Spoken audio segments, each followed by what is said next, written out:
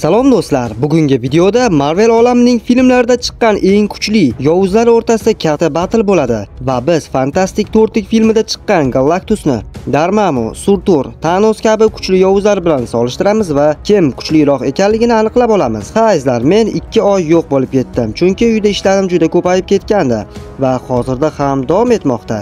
Ammo endi ajoyib va qiziqarli videolar chiqarishga harakat qilaman va shunday ekan ekran oldiga yaxshilab joylashib oling.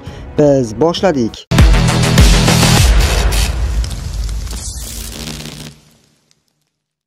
Va nihoyat Galactus Fantastic 4 filmida qatnashdi va o'zini qanchalik kuchli ekanligini ko'rsatib qo'ydi.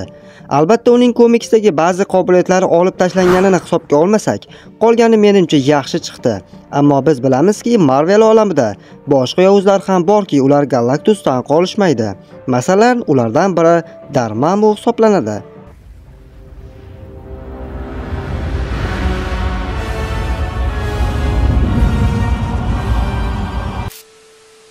Dormammu 2016-yilda chiqarilgan Doctor Strange filmidagi asosiy yovuzi bo'lganda, Strange esa uni vaqt toshi bilan to'xtata olgandi. Ammo shuni bilishimiz kerakki, Strange ham Dormammuni hech qanaqasiga yenga olmasdi va u vaqt toshi bilan buni uddaladi. Demak, Dormammu o'z olamida juda kuchli va qobiliyatlari juda ko'p. Galactus esa Fantastic 4 filmi holatida katta kosmik kemaga ega bo'lsa-da, juda sodda va kuchsiz ko'rsatilgan yoki u o'zining bor potensialidan foydalana olmagan. Agar Galactus Dormammu olamiga tushib qolsa, ularning hajmlari teng kelishi mumkin. Ammo sehr, qobiliyat borasida yaqqol ustunlik Dormammu tarafida bo'ladi. Galactusning kuchi sayyoralarni yutish bilan to'liq bo'ladi. Agar u och bo'lsa yoki o'zini kosmosdagidek erkin his qila olmasa, kuchi ancha pasayib ketadi.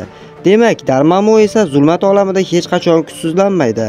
U yer Galactusning energiyasini cheklab qo'yishi mumkin.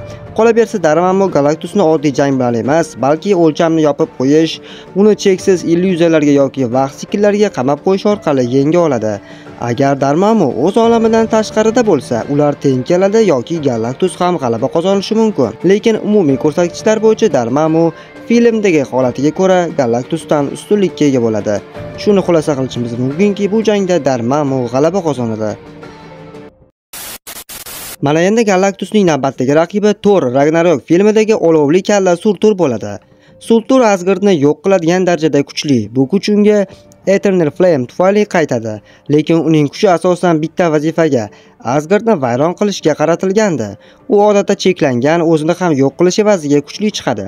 Filmda Surtur Helaga qo'shib butun bir Asgardni yo'q qilib yuboradi va uni bo'yi taxminan 400 metr atrofida edi. U olovli qilichi bilan haqiqatan ham katta kuchga ega bo'ladi. Ammo filmda ko'rganimizdek, Galactus aynan sayyoralar energiyasi bilan oziqlanadi va unga olov ta'sir qilmaydi. Chunki Galactus kosmik jonzot va afsuski Surturning qilichi ham olovli kallasi ham yordam bermasligi mumkin. Ammo u Galactus bilan munosib kurashadi. Hattoki Galactus jarohat olgan taqdirda ham o'zini qayta tiklay oladi. Demak, bu jangda Galactus qiyinchilik bilan bo'lsa-da Surturdan ustun keladi. Va nihoyat Galactusning so'nggi raqibi Qasaskorlar abadiyat jangi va final filmlaridan bizga tanish bo'lgan, Hulkni enasini ko'rsatgan, Thorni nokaut qilgan, Yashil Popish Gamoraning otasi bo'lgan Thanos bo'ladi. Thanos yuqoridagi yovuzlardan farqli o'laroq uning ta'siri koinot darajasida ancha katta bo'lgandi. Birinchidan, Thanos yolg'iz kurashmaydi va unda juda katta qo'shin bor. Bu qo'shin bilan yerdan tashqari deyarli barcha imperiyalarni enasini ko'rsata olardi. Diqqat, bu cheksizlik toshlarsiz Thanos. Cheksizlik toshlariga ega Thanos esa juda katta kuchga ega bo'ladi. Unda kuch va tesirak toshining bo'lishini o'zidayoq kuch jihatdan Galactusga tenglasha oladi. Agar Thanos hech qanday toshlarsiz bo'lsa, Galactus uni biroz qiyinchilik bilan bo'lsa-da yengadi.